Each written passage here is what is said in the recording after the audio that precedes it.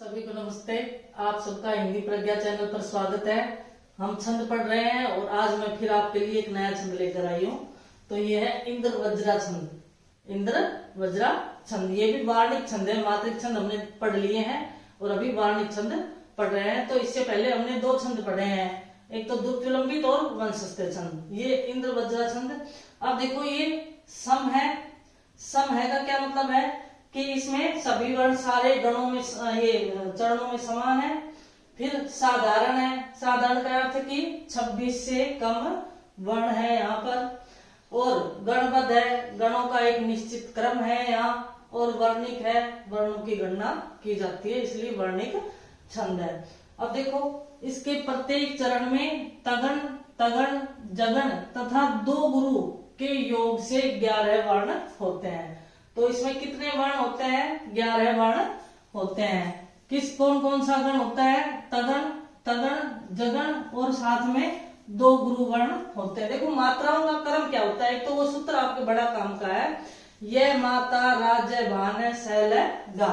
अब ये देखो किस तरह की मात्रा चाहिए हमें तगण में। तगण फिर तगण फिर जगण जगण और दो गुरु चाहिए, दो गुरु वर्ण चाहिए, ठीक है ना। इसी तरह की मात्रा चाहिए। अब देखो ता राज है तो यहाँ गुरु गुरु और लघु, फिर गुरु गुरु और लघु। जय भा न तो गुरु लघु नहीं लघु गुरु और लघु और दो गुरु। मतलब मात्राओं का क्रम ये होना चाहिए। जो मात्रा है ना उसका क्रम गुरु गुरु लघु गुरु गुरु लघु लघु गुरु लघु और गुरु, इस तरह का क्रम मात्राओं का होना चाहिए। और जब हम वर्ण गिनते हैं तो 1 2 3 4 5 6 7 8 9 10 11 वर्ण है इसमें। देखो 11 वर्ण है। मात्राओं का क्रम इस तरह से होना चाहिए कि तगण तगण जगण और दो गुरु होने चाहिए। अब ये इसका योग है। अब देखते हैं हम मात्राएं गिनते हैं इसमें। देखो यहाँ पर लघु मात्रा आएगी, यहाँ भी लघु नहीं गुरु गुरु ही आएगी, गुरु ही सही से है ना। और गुरु और लघु तो ये क्या बन गया? तगण, ठीक है यहाँ तक। फिर गुरु गुरु लघु ये क्या बन गया? तगण। यहाँ हमने गुरु मात्रा क्यों लगाई? क्योंकि ऊपर अनुस्वार है, अनुस्वार है तो यहाँ पर मात्रा गुरु आ जाएगी। मैंने नियम में आपको लिखवाया था कि जहां पर भी अनुस्वार हो और विसर्ग हो वहां पर मात्रा वर्ण क्या हो जाता है? वो गुरु गिना जाता है, मात्रा गुरु गिनी जाती है। तो ये तगण हो गया, फिर ये तगण हो गया। फिर ये देखो यहाँ क्या आएगी मात्रा? लघु गुरु और लघु। अब ये क्या हो गया? जगण। जय भान उस सूत्र से जब हम करते हैं ना जय भान लघु गुरु लघु, तो यहाँ पर कौन सी मात्रा आएगी? ये कौन सा बन गया गण? जगण हो गया। और यहाँ पर गुरु मात्रा और गुरु मात्रा, ठीक है ना। ये दो गुरु मात्राएं आ गई है। इसी तरह से चलो देखते हैं, एक और में गिनते हैं हम। ये गुरु गुरु लघु ये तगण हो गया। फिर गुरु गुरु लघु ये दूसरा तगण हो गया। फिर लघु गुरु लघु ये जगण हो गया, जगण। और यहाँ पर गुरु मात्रा और गुरु मात्रा ये दो गुरु साथ में आ गए। तो ये सूत्र क्या है? तगण तगण जगण और दो गुरु, ठीक है ना। तगण तय तय जय प्लस दो गुरु मात्राएं आएंगी। इस तरह का ये सूत्र सा हो जाता है। तगण तगण जगण और साथ में दो गुरु मात्राएं आएंगी।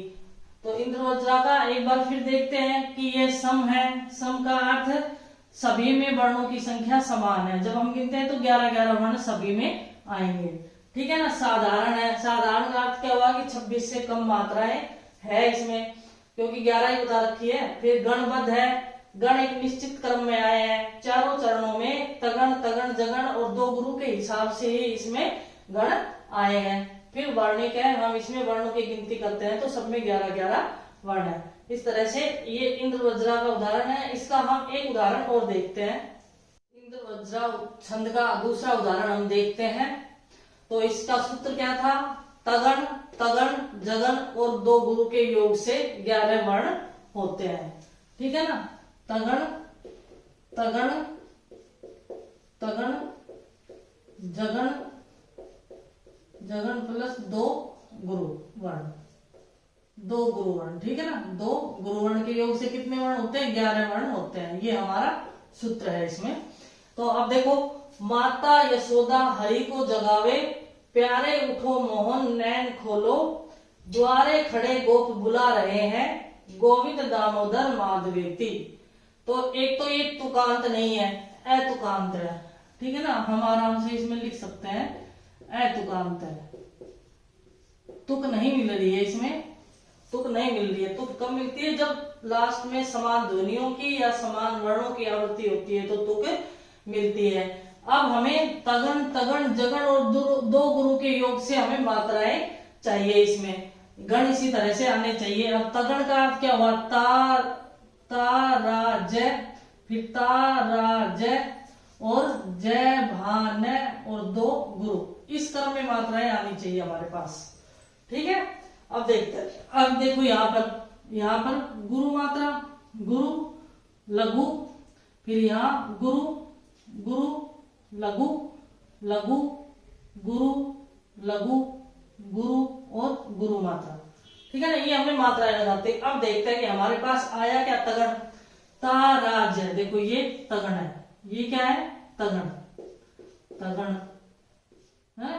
फिर यहाँ फिर तगन चाहिए हमें, तो ताराज, ये फिर यहाँ पर तगन आ गया, ठीक है। अब यहाँ पर जय भान है, जय भान है, यहाँ जगन आ गया, इतना जगन, जगन। और यहाँ पर 2 गुरु मात्राएं आ गई है, 2 गुरु मात्राएं यहाँ पर आ गई है। अब देखते हैं आगे, देखो यहाँ गुरु और गुरु यहाँ हम नहीं लगाएंगे, क्यों? मैंने आपको बताया था कि ये अनुस्वार नहीं, सॉरी अनुस्वार नहीं, ये जो है स्वर रहित वर्ण है, स्वर रहित। इसको, जिसको हम आधा भी बोल देते हैं, आधाक्षर भी बोल देते हैं, लेकिन ये स्वर रहित बोलेंगे हिंदी भाषा में इसे। और जब ये शुरू में आता है तो इसकी गिनती नहीं होती। अगर बीच में आता है तो इससे पहले वाला वर्ण क्या हो जाता? गुरु हो जाता। लेकिन अभी ये क्या है? अभी तो ये आगे आया हुआ है, इसलिए इसकी गिनती नहीं होती है। फिर यहाँ पर गुरु वर्ण, यहाँ गुरु वर्ण और यहाँ लघु।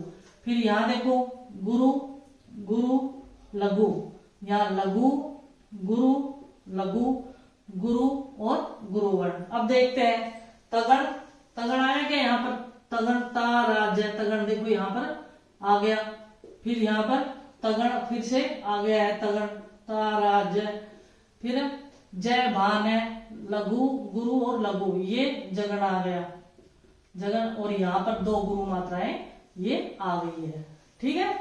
इसी तरह से देखते हैं अगली लाइन में, देखो यहाँ पर गुरु मात्रा आएगी, गुरु, और यहाँ भी गुरु, यहाँ लघु, फिर गुरु, गुरु, लघु, फिर लघु, गुरु, लघु और गुरु और गुरु। अब देखिए यहाँ पर ताराज, ये तगन यहाँ आ गया, फिर तगन यहाँ पर भी आ गया, फिर यहाँ जय भान है, ये जगन आ गया, और यहाँ पर 2 गुरु मात्राएं आ गई है, ठीक है। अब देखो यहाँ पर आगे और देखते हैं, चलो इसमें सारा ही गिन लेते हैं। अब देखिए यहाँ पर गुरु मात्रा, फिर गुरु और लघु, फिर यहाँ गुरु, गुरु, लघु, लघु, गुरु, लघु, गुरु और गुरु, ठीक है। अब देखो, अब ये आप सोचो कि ये वह छोटी की मात्रा है, ह्रस्व मात्रा है, लेकिन हमने यहाँ पर गुरु मात्रा क्यों लगाई? क्योंकि यहाँ अनुस्वार है, साथ में गोविंद अनुस्वार भी है, तो इसलिए यहाँ पर मात्राएं मतलब दीर्घ मात्रा आएगी, लघु मात्रा यहाँ पर नहीं आएगी। अब देखो यहाँ पर भी तगन आ गया, ये तगन है, फिर यहाँ से ये तगन है, और ये जय भान है, ये यहाँ से यहाँ तक जगन हो गया, और ये 2 गुरु मात्राएं आ गई है। तो इस तरह से हमने इसमें बस ये रखो कि ये सम है, फिर साधारण है, साधारण का अर्थ मैंने आपको बता दिया कि 26 से कम वर्ण है, और गणबद्ध है, गण निश्चित क्रम में आ रहे हैं। चारों चरणों में गण जो है वो निश्चित क्रम में है, सभी में एक जैसे गण है, इसलिए गणबद्ध है, और वर्णिक है, अतुकांत है, तुक नहीं मिल रही है पीछे, ठीक है।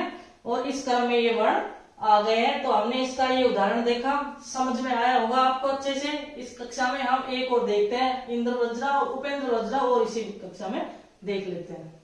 पढ़ते हैं उपेंद्र वज्रा छंद। तो देखिए ये भी सम है। सम का अर्थ क्या है कि इसमें सभी चरणों में समान वर्ण है।